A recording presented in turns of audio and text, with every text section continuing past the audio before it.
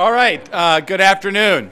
I'm Steve Dettelbach. I'm the U.S. Attorney for the Northern District of Ohio and a proud fan and member of the City Club of Cleveland, a treasure both in our community and a monument to our ideals of free speech.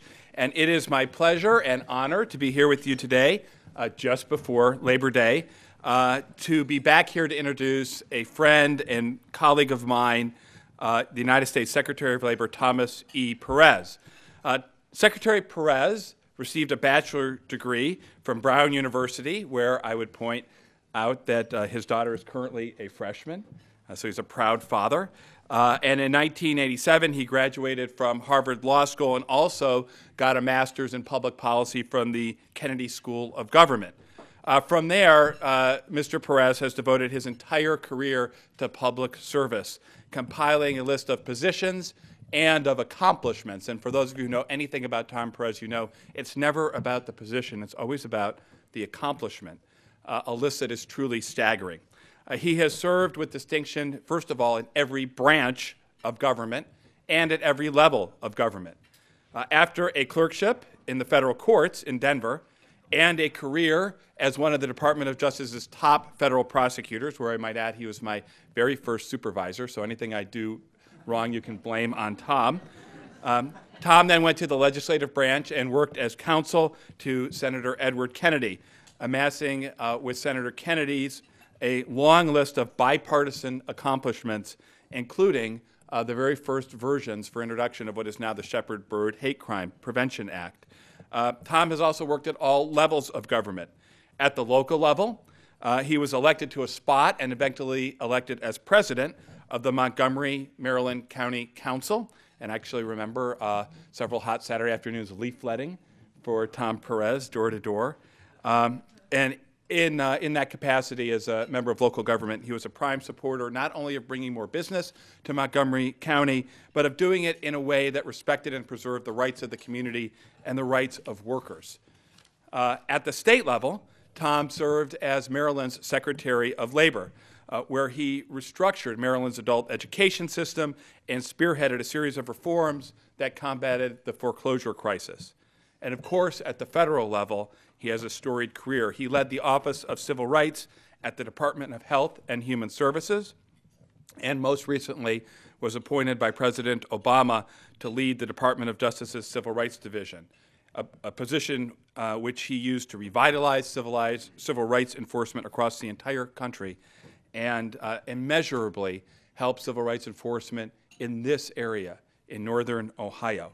He is no stranger to Cleveland, and he is, in fact, one of Cleveland's greatest supporters.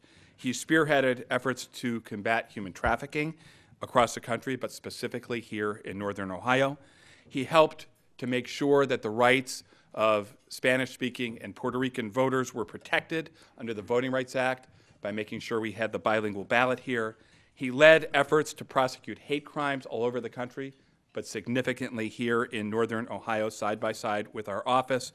And he stood with our community in seeking to launch the pattern and practice investigation so we could address many of the issues facing the Cleveland Division of Police. He is one of our city's greatest champions. And so when Tom Perez was nominated by President Obama and sworn in on July 23rd, 2013 as Secretary of Labor, you knew he'd be back.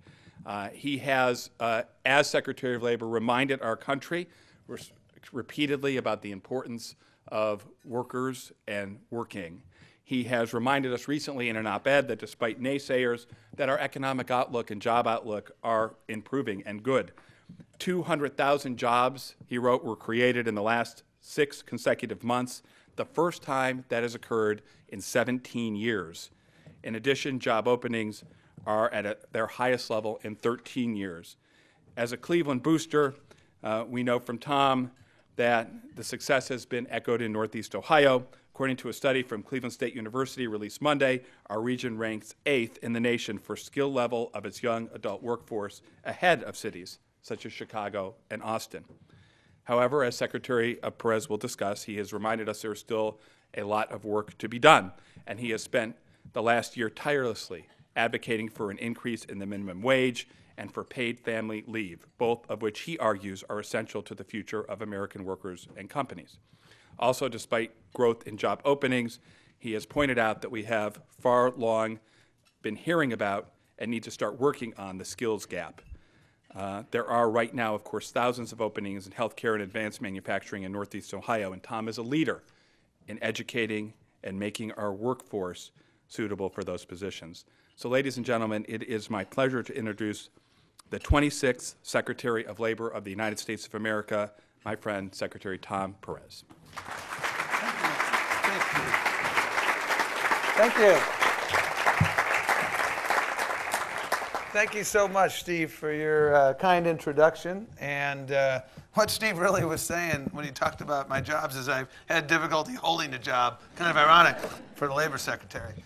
And I've been in a foxhole with Steve many, many times. He's not simply a friend. He's really kind of like a brother. And I want to just say one thing, which is that you have one of the most effective United States attorneys in the country in this district here in Ohio, and Steve. So thank you for what you do. And Dan and Paul, thank you for your leadership. I shared with Paul, I grew up in Buffalo, New York, by way of the Dominican Republic. My parents moved there because of the weather, the similarities between DR and Buffalo.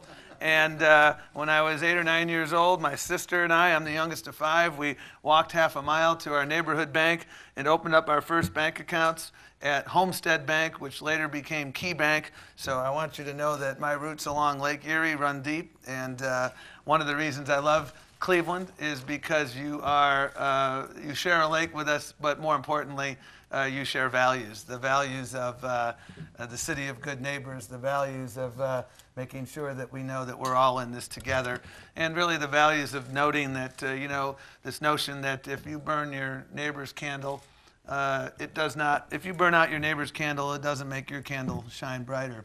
That is something my parents taught me and my community growing up in Buffalo taught me, and I see that here in Cleveland, this sense that we're all in it together. So it really is, it's great to be here, and it's an honor to speak at the Citadel of Free Speech. And I look at the list of folks, and it's very awe-inspiring and humbling. And so I'd really like to spend some time talking about where we've been, where we are, and where we need to go, because we are approaching Labor Day. I'm a little bit over a year on the job, and I've had the privilege and opportunity of traveling across the country. I read a lot as I do that. I read yesterday's Plain Dealer about the brain gain in Cleveland, and I really come to you with that sense of optimism. And I see optimism here in Cleveland, I see it over Ohio, and I see it all over the country because of a number of forces. Now, we know where we were at the end of 2008, the last 3 months before the president took office. We lost about 2 million jobs in America, the worst recession of our lifetime. Communities were suffering. 401ks became 201ks. So many people forced into bankruptcy. Just unspeakable levels of suffering across this country. And let's fast forward now. Every first Friday of the month, we do Numbers Day, where we talk about the job numbers from the preceding month. And July was the 6th straight month of job growth, north of 200,000. The first time that's happened since 1997. All told, we've had now 53 consecutive months of private sector job growth. That's the longest streak on record, and we've been keeping records since about 1940 or so. The unemployment rate, June of 2013, was 7.5%. The unemployment rate today is 6.2%. And in Ohio, it's something like 5.7%. I know it's a little higher in Cleveland. We're going to talk about that. But it's still below what it was a year ago. And last week, the Bureau of Labor Statistics, and this is one of those statistics that you don't see reported that often. In the depths of the recession, there were about 7.5 job seekers for every job opening. Last week, the Bureau of Labor Statistics reported that there are now about 2 job seekers for every job opening. That is the best number since February 2001. So we're moving in the right direction.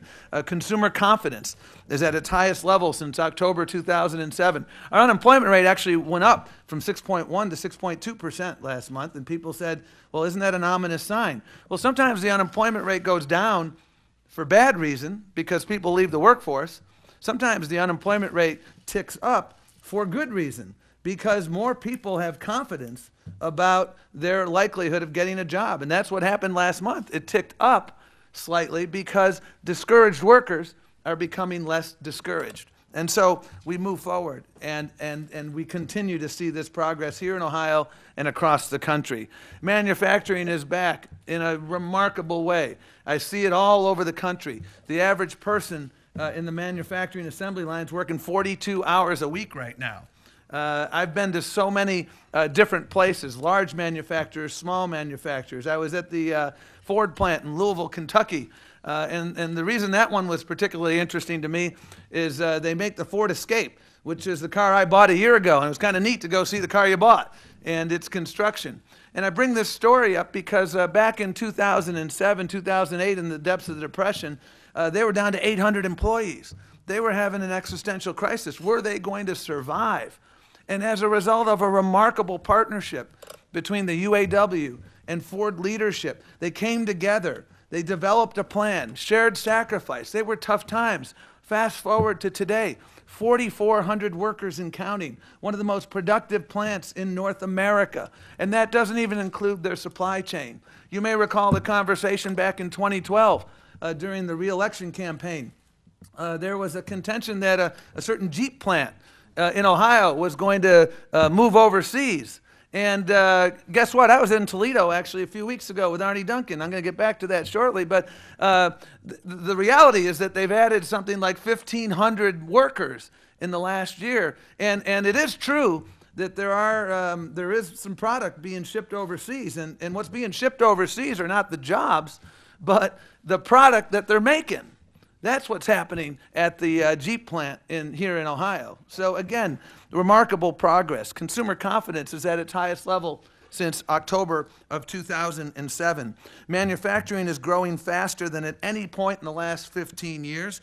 And the manufacturing renaissance in Ohio has been even more dramatic than the nation as a whole. And the Obama administration, we continue to take steps to continue that momentum. We've invested hundreds of millions of dollars in regional manufacturing innovation hubs. The first hub that was established was in Youngstown. 3 or 4 more hubs have now been established, and more are in the pipeline. And everywhere I go, I talk to leaders in different cities, and they say, can we get a hub? Can we get a hub? Because that is a catalytic force. And everywhere I go, I talk to employers and workers who are bullish about our future. And I hear a lot from employers, Tom, I want to grow my business. I am excited about the future, and one of the key things, and we'll talk some more about this, is I need to make sure I have that skilled workforce to compete for the jobs of today and the jobs of tomorrow. And the Boston Consulting Group came out with a report that showed that insourcing from China will generate at least $80 billion in manufacturing revenue over the next several years, creating more than 2 million jobs. So outsourcing is out, insourcing is in, brain gain is in here in Cleveland, brain drain is out. Those are words that are trending on Twitter and all the other social media. And part of the reason for this is we've made huge strides in energy independence. For the first time in 20 years, the U.S. is producing more oil at home than it imports from abroad. Natural gas production is on pace to reach a record high this year, and we have passed Saudi Arabia and Russia to become the world's leading source of petroleum and natural gas. I cannot tell you the number of times I make that statement, and afterward people come to me and say, Tom, are you sure? Have you done a fact check on that? And the answer is yes. The two-answer word is heck yes. And the reality is that is what is driving, one of the factors that's driving our renaissance, and it's not a one-off. These are forces that are bringing companies to a level of bullishness about locating at home. And there are a number of other indicia that give me even more optimism. Our high school graduation rates, while they need to be higher, are at their highest levels ever. We surpassed 80%. The Latino dropout rate has been reduced over the last year the last 10 years by 50%. It's been cut in half. More Latinos are pursuing higher ed than ever before. We've seen as a result of the Affordable Care Act that we're bending the cost curve. We're raising and extending access to health insurance, which is a critical linchpin of middle-class security. 154,000 Ohioans enrolled in a plan through the exchange, and another 292,000 gained coverage through your Medicaid expansion or the Children's Health Insurance Program. That is really a big essence of middle-class security, is healthcare security. And I remember a visit I had to Metro Health. I love this job because I talk about numbers, but behind every number is a person, a human being. And I was there and I met this little girl, and I underscore little because she was a triplet. She was born, she weighed 1 pound. I think it was actually 14 ounces. And I met her when she was about 10 months old. Her siblings had gone home. She had to stay because obviously she was in the neonatal intensive care unit. And you have a world-class healthcare delivery system here in Cleveland. And it was remarkable to see her. She was doing all the things you want a 9-month kid to do, and now she's gone home to be with her siblings. And I asked the doctor, how much money have you invested in the care and treatment of this person? And he said, north of $1 million. And I said to someone else, thank God for the Affordable Care Act. Because before the Affordable Care Act, their parents would have filed for bankruptcy because they wouldn't have been able to care for that wonderful child. But now, as a result of the ban on caps, that person, that little girl, has a future, and her parents don't have the financial albatross that so many other people had. So we're making progress, and we're moving in the right direction, but it's equally undeniable that we've got a lot of work to do, because I not only meet people and business owners and labor leaders who are bullish about our future, I also meet so many people for whom this recovery feels elusive. So many people for whom they're still sitting on the sidelines. You know, I really believe that the challenge before us is to restore what we call, and what the president calls, the basic bargain that's always defined who we are as a people, which is if you work hard and take responsibility, you'll have a chance to succeed and a chance to punch your ticket to the middle class. And what we have to do right now is pick up the pace of growth and make sure that as our economy continues to grow, the rising tide lifts all boats in a meaningful way. Because I really believe, and I know the president believes, he ran for office because he firmly believes that America works best when growth benefits everybody, and when we field a full team. And the reality of our situation is that we've got too many people who have remarkable skills who are on the bench, who want to get in. And we have too many people who are working hard and falling behind as a result of wage stagnation. And we need to make sure that prosperity benefits everyone. That is the essence of America. That's the essence of a thriving middle class. And that is the essence of the challenges that lie ahead. And let's start by talking about the challenges confronting the long-term unemployed. I was out this morning with one of your greatest assets here in Cleveland, Grace Kilbane. Grace, can you just raise your hand? Grace is good people. Grace used to work with me in the Department of Labor. She knows more, she's forgotten more about workforce than I know. And Grace and I spent the morning, and I do this with regularity, meeting with 3 residents of the Cleveland area. This was not the first time I have met them. I meet people across this country. I make a point of meeting people across this country who are long-term unemployed. And I will tell you this, I know the following. These folks are remarkably skilled, they're remarkably dedicated, they're remarkably talented, and but for the grace of God, there could go any of us in this room. Their only challenge was that, and it's a big one as it turns out, they were in the wrong place at the wrong time during the Great Recession. Ordinarily, at the end of a recession, the long-term unemployment rate is about 1%. Right now, the long-term unemployment rate is double that, and we have a challenge. And these folks, they have so much talent, and their plight keeps me up at night. I met a veteran recently who served this country with distinction. He has an IT background. He served this country for over 2 decades. I met him in Northern Virginia, and he lives in a 275 square foot trailer home in Northern Virginia with his wife and 3 children as he struggles to get back on his feet. He did so much for our country, and he's living in a 275 square foot trailer. The 3 people that I was with this morning, one has 25 plus years of experience in corporate real estate. The other has an MBA. The other has worked for 25 years, and what she told me this morning is she needed to get a job in retail because she has so little money left. And the one thing she had to do on her resume was take off all of her educational background. Because if people saw that she had a college degree, they wouldn't hire her. That's nuts. These are people with tremendous talent, and we cannot leave them by the wayside. And that is why we have invested so much time and money. The president convened a meeting of Fortune 500 CEOs, and one of which, there were a number of banking CEOs, one of whom said, and these 400 companies committed to looking at their hiring practices to see if they're doing anything that inadvertently ends up working to the detriment of the long-term unemployed. And this bank CEO of a very large bank with a national footprint said, you know what, we do credit checks on everyone we're about to hire. And if you can't pass the credit check, even though we made you an offer, we rescind the offer.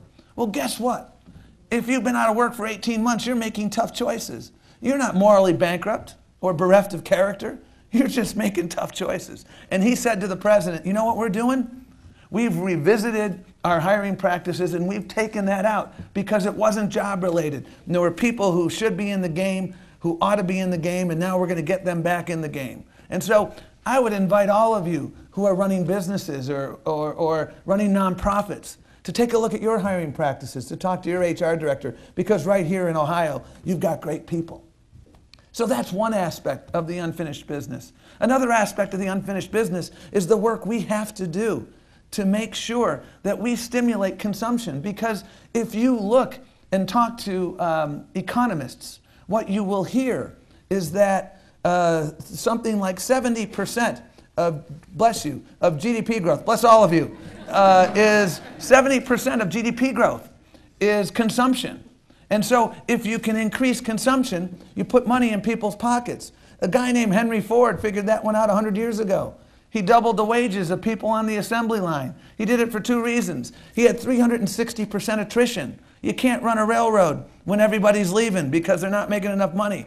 And he decided that if the people making my product ought to be able to afford to buy my product. And so when he did that, people had more money in their pocket. That's why the president talks so often, and I talk so often, about the imperative of raising the minimum wage, because I talk to people day in and day out all over this country who are working a full-time job and living in poverty. That's not who we are as a nation.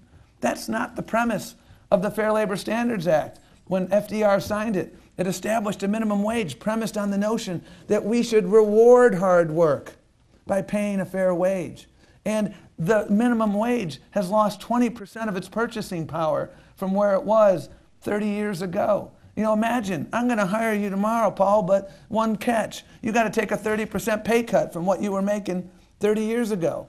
That's not right, and that's not good. And that is why taking efforts to put money in people's pockets. The low-wage workers I met in Houston the other day, one of whom has been a janitor for 30 years, is now up to $8 an hour. You know what? You get her up to 10 1/4, she isn't going to offshore that money. She's going to be spending it in the community. And that's why the minimum wage is so important. There's an article in today's New York Times about President Hollande in France. The austerity that they have come to embrace is strangling their ability to recover because people don't have money in their pockets. I spoke to a business owner in Seattle who said, Tom, this is a consumption-deprived recovery. What I need most are customers.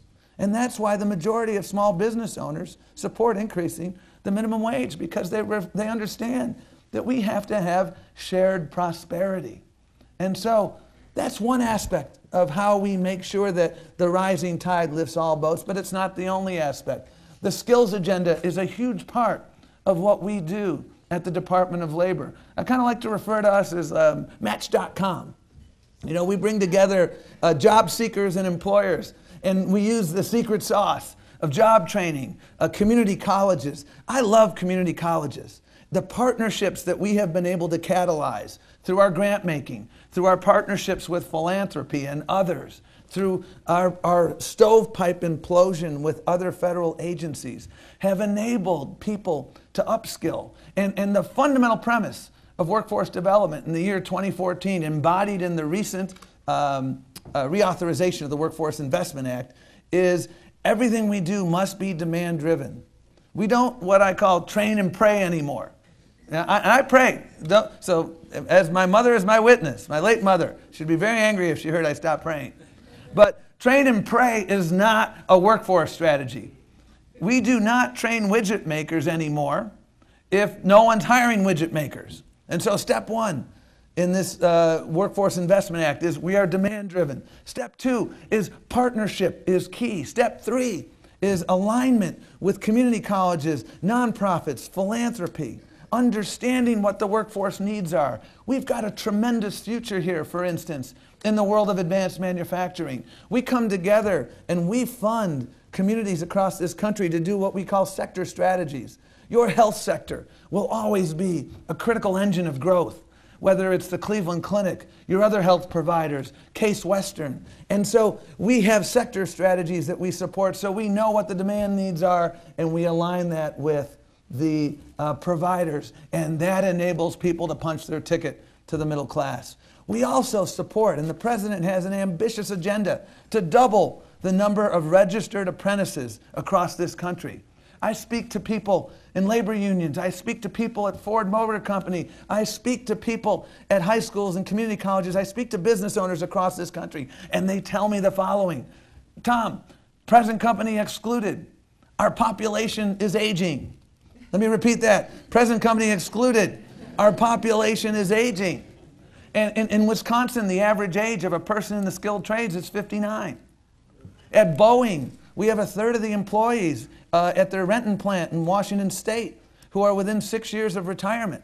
And apprenticeship is not simply for the traditional skilled trades. We have apprenticeship opportunities in IT, in cybersecurity, in health, and these are tickets to the middle class.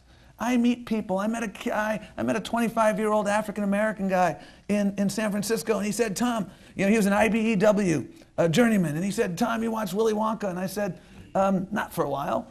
And he said, Tom, I got the golden ticket because I've got my journeyman's license. And if I move to Maine, I can take it with me there. And if I move to Southern California, I can take it with me there. And I'm making $75,000 right now. And that's why the president is investing $100 million this fall in an initiative to promote best practices in apprenticeship so that we can double the number of apprentices and help people punch their ticket to the middle class. That's why Arnie Duncan and I were in Toledo recently. We went to a remarkable school that got one of our what we call Career Connect grants because grade 9 to 14, there are a number of schools that are establishing these grade 9 to 14 programs, started in Brooklyn at a place called P-Tech Academy. I invite everyone in this room to go there. And what they did there, which is remarkable, is they are aligned with the industry. So P-Tech, the industry partner, is IBM. They are coordinating the curriculum. The curriculum is totally open source. It's totally scalable. And at the end of this grade 12, you can either go to higher ed or you can continue to go to a four-year university. And at the end of grade 14, you have an associate's degree and you have a guaranteed interview. You don't have a guaranteed job, but you have access to opportunity. And it has been wildly successful. And we were at a school in Toledo. I met a woman named Alexis Smith who is kicking butt. She graduated from the program. She got into all these prestigious universities. She's choosing the University of Toledo so that she can become a biomechanical engineer. And I remember she wants to make MRI machines to help people who are claustrophobic. And as a guy with a replacement part in my right knee, about to get one in my left knee, I gave her a hug. But she's dreaming high. And that's what we're doing. We're supporting various initiatives that are going to help people to punch their ticket to the middle class. And this skills agenda, what I love about it, and I've done it in local government, I've done it in state government, I've done it in federal government, it is not partisan. This isn't red or blue, this is red, white, and blue. And not that many bills I can come here and tell you the president signed that had overwhelmingly bipartisan support. The president did that like 4 or 5 weeks ago. And so we need your help. We need your active engagement in the business community. We have active partnership from our labor partners. We have active partnership from philanthropy and community colleges and other nonprofits. And that's where we're going. But we have more work to do. And I think this is where we're getting to the real hard part. Because we need to recognize that notwithstanding these efforts and notwithstanding the metrics that are moving in the right direction, opportunity gaps persist for too many people. And let me give you one more data point toward that end. You look at labor force participation, and I'll give you the following data point. 1950, young black men, defined as age 16 to 24, labor force participation was 65.2%. 2012, labor force participation of young black men, 37.3%. 65.2, 37.3.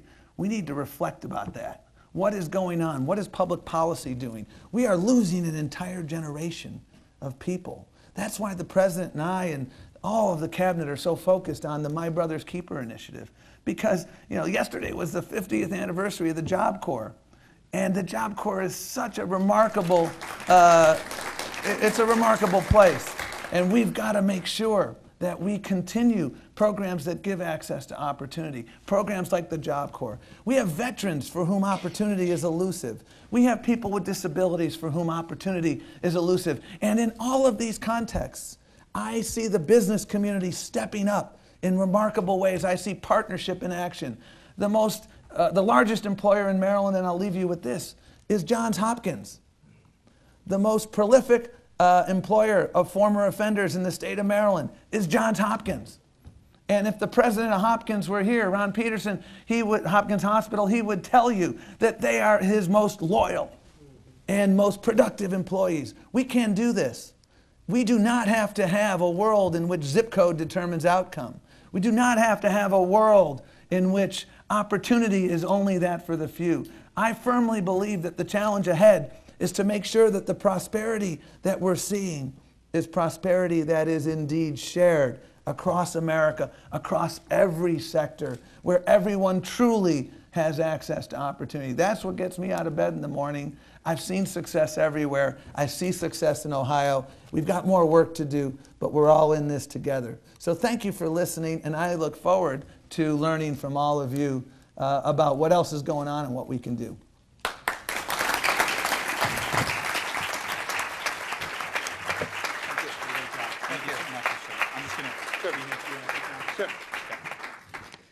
Hello, ladies and gentlemen. I'm Dan Malthrop. I'm the Chief Executive here at the City Club of Cleveland. Again, thank you all so much for joining us today.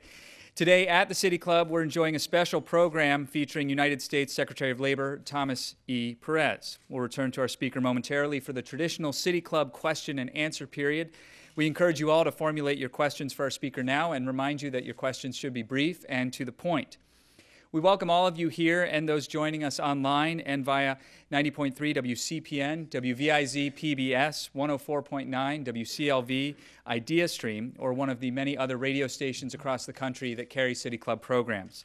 Television broadcasts of the City Club are made possible by Cleveland State University and PNC. Our live webcast is supported by the University of Akron.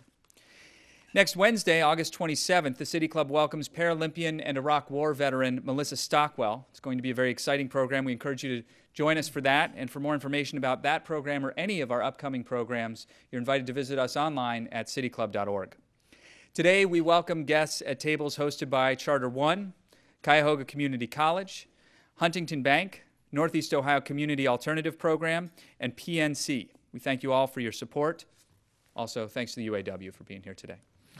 Now we would like to return to our speaker for our traditional City Club question and answer period. We welcome questions from everyone, including guests. Holding our microphones today, our Director of Programming, Stephanie Jansky, and Marketing and Outreach Coordinator, Kirsten Pianka. Our first question, please. Somebody better ask it. There we go. Okay. Mr. Secretary, thanks for coming to Cleveland. It's an honor to be As here. a fellow Great Laker, you've seen the renaissance that's happened here in Cleveland. You mentioned the Bureau of Labor Statistics jobs report that comes out on a monthly basis. As we have looked at some of the information, the report comes out with great fanfare, and then the trailing report, the quarterly report, comes out and find out that the numbers are vastly different. In some cases, the monthly report shows a negative job creation in the Cleveland MSA when in fact there was positive creation. What can you do to address the differences in the monthly report versus the trailing report that comes out on a quarterly basis? Because that ultimately impacts how businesses look at our region when they're looking to relocate here. They see bad job numbers. It's taken the country a couple of years to catch up to what we know has been happening, great things are happening here in this region. Well, we always strive for accuracy, and the monthly employment numbers are the way we try to get there, and I have great faith in the Bureau of Labor Statistics. And I think the key thing, if you're thinking about locating to a city, and we do have adjustments upward and downward, and I always say when people look at 1 month's data and say, oh my gosh, there are problems. So for instance, last month wasn't such a good month in Ohio. But I look back at the last year and I see in the area of manufacturing, in the area of education and health, I see that the trend data there is excellent. It's moving in the right direction. And I think it's really important to look at overall trends. 1 month, 2 months don't make a trend. In January and February, everybody was saying, oh my God, the economy is going south. And I said, no, the challenge is that I need Al Roker every month.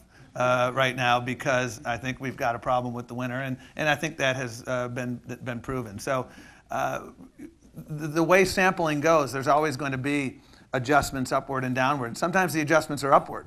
Sometimes the adjustments are downward. Always the goal is to get accuracy and transparency, and we do get asked with some regularity, can we do it a little faster? And we're looking at ways to do that, but we don't want to sacrifice the accuracy, which is the linchpin. And I always encourage businesses who are looking at these things to make sure that they're looking at longer term trends, not simply what happened last month or the month before. Thanks, Stephanie. Mr. Secretary, thank you for the shout out for Buffalo. I'm also a native. Our paths probably crossed Excellent. in Delaware Park once or twice. I went to school half a mile from Delaware Park. I went to school about 3 miles from there. Yeah. So we can talk later. And Olmsted Park, by the way. But my question is, the Perkins building, the DOL headquarters, big building, lots of functions. You touched on many things, but it's a big bureaucracy. Yeah. But you talked about community colleges and you talked about the Job Corps. That's work that's really led by the Employment and Training Administration. I think that's where DOL really bets on the future. What else is happening through that function, and what should we in Northeast Ohio be thinking about in terms of opportunities that we can take advantage of, levers that we can pull, partnerships that we can develop? Well, it's an honor to work at the Department of Labor, and we have many tools in our toolbox to expand opportunity. And the Employment and Training Administration, where Grace used to work, and by the way, she was also the acting head of the Job Corps for a while, so she really does have game. And I think you read what the president talks about, and it's all about what is the middle class about. How do we do this? And it's making sure that everybody has access to a world-class education, pre-K to 12. Everyone has access to the skills necessary to compete if you're beyond that pre-K system. And I will note for the record that something like 60% of the people who are who will be in the 2020 workforce were in the 2010 workforce. So as we think about how do we upskill America, we got to recognize that for a substantial subset, the K-12 system is in the rearview mirror. That doesn't mean we don't continue to focus on those long-term trends, but that means that the Department of Labor is as important as ever. And there are a lot of opportunities for partnership. We have these grants called Technical Assistance for Community College, or Trade Adjustment Assistance for Community College. I fired the acronym director when I got there. They're called TAC grants. We have an assortment of very bad TAC acronyms. There's another funding stream. We're putting out the $100 million in about a month or two to catalyze growth in the apprenticeship context. We need to double the number of apprentices in this country. And again, focusing not simply on the traditional skilled trades, but on other areas. We have a number of, we just did a $150 million grant proposal to help the long-term unemployed, because we're not giving up on folks. You know, they're not quitting, and we're not going to quit on them. And so I invite you to continue to get involved in those, because the beauty of the work that we do is that it's not rocket science. The success stories that I can tell you are all about partnership 101, being demand-driven, being data-driven, taking the job seeker as we find them. Some are PhDs and they're ready to roll. Some are just getting out of prison and they have other barriers. Some might be a vet. But we've got tools in our toolbox to help all of them. And so I invite you to engage with Grace and engage with us, because the innovation I'm seeing is at a local and regional level. What works in Cleveland may not work in Buffalo because the economies are not the same. But the key is to get everybody at the table. And then we make his job better, because the more people we put to work, then the less people he has to deal with. I want him to be irrelevant, Mr. Dettelbach. I want him to be the Maytag repairman, okay, waiting for the phone to ring. And we get people a job and a ticket to the middle class. That's how we do it. Good afternoon. Good afternoon. Mr. Secretary. Marsha Maccabee from the Urban League of Greater Cleveland, where we're leading 2 of your DOL Urban Youth Empowerment programs.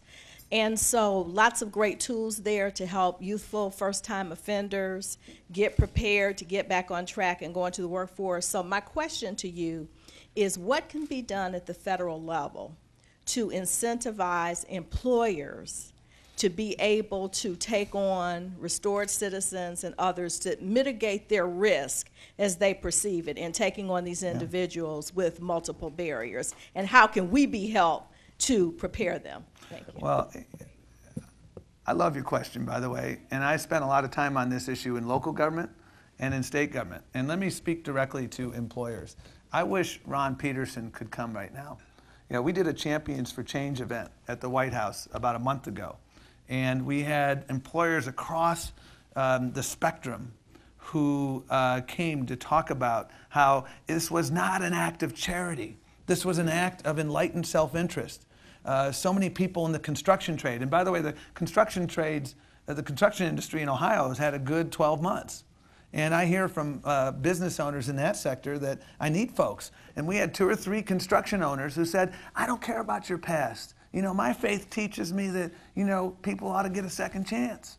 And so if you have skills, I want to give you a chance. And we have tools to mitigate your concerns. And what we've done in Maryland and what we're trying to do across the country is to put businesses in touch with other businesses. Because it's one thing for Tom Perez to say it. It's another thing for Ron Peterson to come in and tell you, okay, I understand this concern and this concern and this concern, and here's how we got through that. For instance, one of the tools in Grace's toolbox is a surety bond. So if you're concerned that someone might get a job in the HVAC business and go and you know, do a job in a house and they might steal something, well, guess what? We'll give you surety bond. We will insure you against that. So let's take that concern off the table and give that person a chance. There's a lot of tools here. And I hope that we can continue to make success and progress on this, because this is another area of bipartisan consensus. The Second Chance Act was a bipartisan bill passed by Congress 2 or 3 years ago and signed by the president. I think that we're squandering an opportunity if we simply say, I'm sorry, 1 strike and you're out. And again, I can introduce you. And one more thing. In Montgomery County, Eric Holder and I were there about 3 or 4 weeks ago. Get on NPR. Kerry Johnson did a story on it. One of the most effective investments we made in local government was we put an American Job Center in the county jail. And you know what? The best way to reduce recidivism is to give people a job, a good job. And we've got a lot of employers who are signed up. We have people, the warden, Rob Green is his name. He was talking to me about how You know, he introduced me to a guy who was in solitary for 2 months, incorrigible. And then he got introduced to the American Job Center. Now he's about to take his GED exam, and he's going to get a job when he gets out. And he's a model inmate. So it's also good for the safety of his workers. And so, you know, we got to think creatively here. I'm a firm believer that every person in this country has gifts and talents, and we just need to draw them out. And sometimes people are on that long and winding road.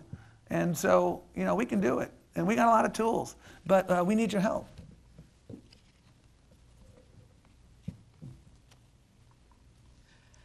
Good afternoon. I want to thank you for being here, Mr. Secretary. We're coming on a big voting year, November, and this is really a nonpartisan question. I just need to say that.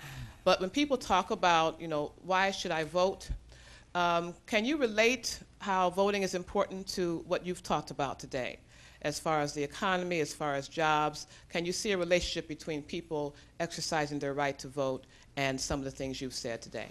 Well, in my prior line of work, I had the privilege of being the Assistant Attorney General for the Civil Rights Division. And if I did a pie chart of my time management, the work we did in the voting space would be the biggest slice of the pie, because voting is the fundamental right for which so many people in this country fought and in some cases died. We're coming up on the 50th anniversary of Bloody Sunday. And you know, in my office, I had one of my favorite pictures is a photo of myself and John Lewis, who is one of my idols. And you know, he didn't get his head beat, you know, he didn't get the billy club from, you know, over the head in vain. And we've got to make sure that everybody who's eligible to vote, and this, I used to get folks on the left who'd say to me, Tom, why are you doing so much work trying to help veterans get access to votes? Because I think they vote Republican. And here was my answer to him. Here was my answer. I'm serious. I'm offended by that question. Because first of all, I don't know how they vote, and secondly, it's not relevant. This is a fundamental right. And what we should be doing in this country is making sure, we're having a pitch debate, if you haven't figured it out, in Washington. It ain't pretty some days. But you know what? The essence of democracy is robust debate, followed by making sure that every single eligible person can exercise that right to vote. And that's why we work to help veterans who are overseas get that right to vote. That's why we filed a lawsuit against Texas, because they had done some bad things, in my judgment. And a three-judge panel, 2 of whom were Republican appointees, unanimously agreed with us that they did intentionally illegal things. And so this is really fundamental. And I'll tell you, I talk to my friends in the Republican and Democratic side, and they both tell me we've got to do something about, you know, the issue of redistricting when it comes up, because we've created a system in Washington right now where nobody has an incentive to talk to each other, because every district is so gerrymandered, either far left or far right, that nobody's talking. And that's not good for America. I think elections are imperative. And I appreciate the fact that in 2012, you know, a lot of people stood in line here and elsewhere for a long period of time. I think you had your hand up. Oh, I'm sorry. Mr. Secretary, thank you very much for coming to Cleveland today, and we're honored to have you. Recently in California, we'd spoken earlier a little bit about the need for education and also strong, I think, representation of labor. California found that teacher tenure seemed to be counterproductive to the needs of students. I'd be curious, that's an issue that's very common here in the Midwest. New York is looking at that. What are your thoughts in terms of putting the needs of education for students versus, in some cases, maybe labor practices? Well, you know, I had the privilege of serving in local government, and the most important thing we did when I served in local government was educate our kids. We had a $4 billion budget in Montgomery County, Maryland, over half of which was the Montgomery County Public Schools, which is something like the 15th largest school district in the country. And what I saw there in Montgomery County was partnership in action. And we actually did an event at the White House about 7 or 8 months ago highlighting labor management partnerships. And one of them was Ford and the UAW. One of them was Disney and the building trades. One of them was SEIU and New York Health and Hospital Corporation. And one of them was actually the Montgomery County teachers union and the school districts. What I have seen in my own experience, whether it's in the manufacturing context, the education context, and this is part of what gives me optimism, is I see labor leaders and school leaders and business owners who recognize that it's time. We can't relitigate yesterday's battles. We got to fight today's and tomorrow's battles. And I think it's a false choice to suggest that you either pay your teachers well or you educate your students well. Just as I think it's a false choice to suggest that we either take care of our stockholders or we take care of our workers. I meet so many companies, Fortune 500 and small business owners, who treat their employees well, who provide paid leave for their employees, who have a return on investment that's robust for their shareholders. I wish I had bought Costco stock 18 years ago. Because their annual return over the last 15 or 18 years has been 16% a year, give or take 1%. That's pretty good money. Use the rule of 72. I think that's about like 14 grand that $1,000 just turned into. So my experience has been that there are remarkable partnerships that are out there that are working, and part of what we're trying to do is shine a light on those partnerships, because that's how we move forward. Is not fighting yesterday's battles and I think rejecting false choices about either-or situations that really aren't either-or. Hi, Julia Donovan from Linking Employment Abilities and Potential. You mentioned a number of times the opportunity gap for far too many people. I would argue that people with disabilities lack an astounding number of opportunities. What will the formation of the Workforce Innovation Opportunity Act do to specifically address the needs of this population to integrate them into the workforce? Great question. And one of the many things I love about the Workforce Opportunity and Innovation Act, again, the acronym department, a little tongue-tying, is that, among other things, there's the creation, as you probably know, of an advisory council. And Tom Harkin, one of my heroes, the chair of the Senate Relevant Committee, this is an issue of absolute passion for him.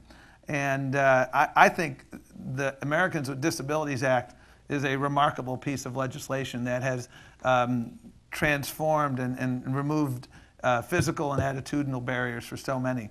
I think the unfinished business of the ADA, and we celebrated its 20th anniversary a couple of years ago, is in the area of employment.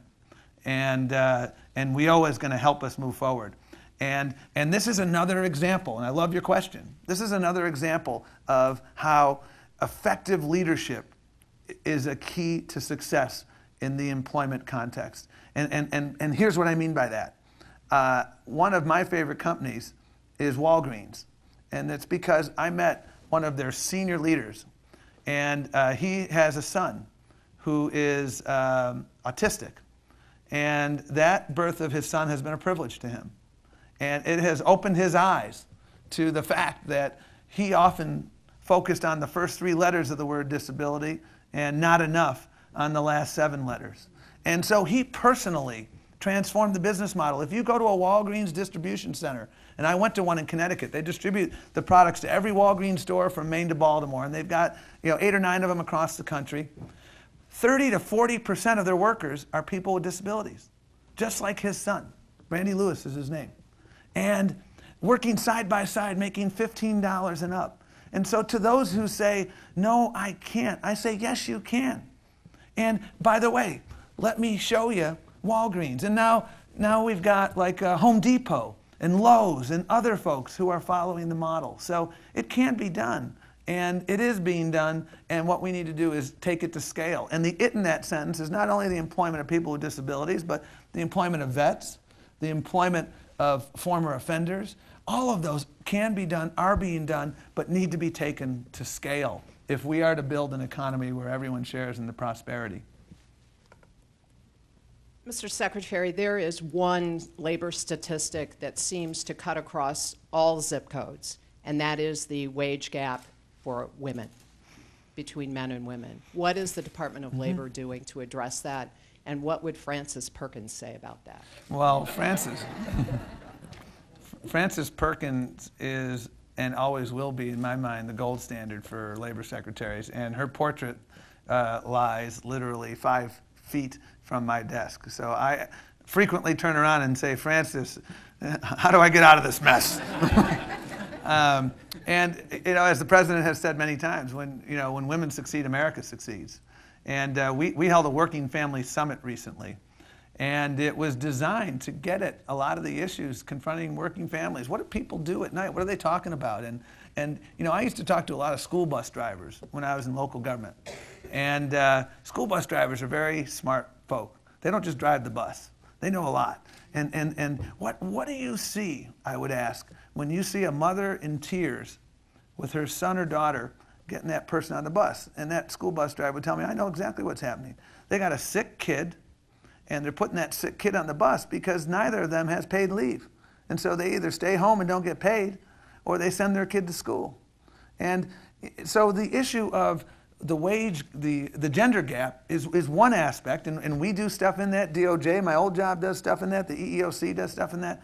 But we need to address broader issues of how we build a nation that addresses the fact that we live in a modern family universe, and we still got leave it a beaver kind of policies. And we are the only industrialized nation on the planet. Let me repeat that. We are the only industrialized nation on the planet that doesn't have some form of federal paid sick leave. We're the only industrialized nation that doesn't have some form of paid leave. And other countries have figured it out, and they haven't gone to heck in a handbasket. And so the state of California has figured it out, and their economy is going pretty well. Connecticut, Dan Malloy just did it. Other states are doing it.